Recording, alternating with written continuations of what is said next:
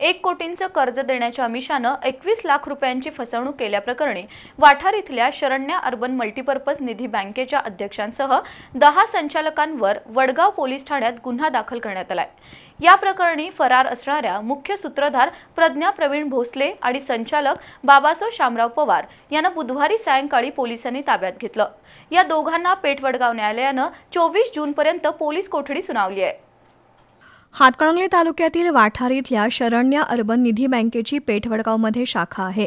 1 कोटी रुपयांचं कर्ज देऊ असं सांगून शिरोळ तालुक्यातील कोंडिग्रे इथल्या धन्यकुमार बाळासो मगदुम यांच्याकडून काही पैसे उकळण्यात आले आणि कर्जाच्या रकमेपोटी दिलेले चेकही वटले नाहीत।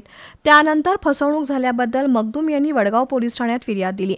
त्यानंतर पोलिसांनी 6 जणांना अटक केली होती, पण मुख्य सूत्रधार प्रज्ञा प्रवीण भोसले फरारी होत्या।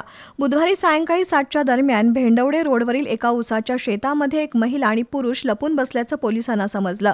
पोलिसांनी तात्काळ धाव घेऊन त्या दोघांना ताब्यात घेतलं।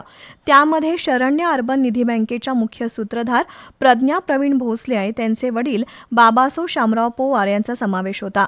या दोघांनाही आज पेठ वडगाव न्यायालयानं 24 जूनपर्यंत पोलीस कोठडी सुनावली। दरम्यान शरण्या निधी अर्बन बँकेच्या अन्य संचालक आणि अधिकारी एजंट यांचा शोध सुरू असून पेठ वडगाव पोलीस ठाण्यात तक्रारींचा ओघ वाढलाय।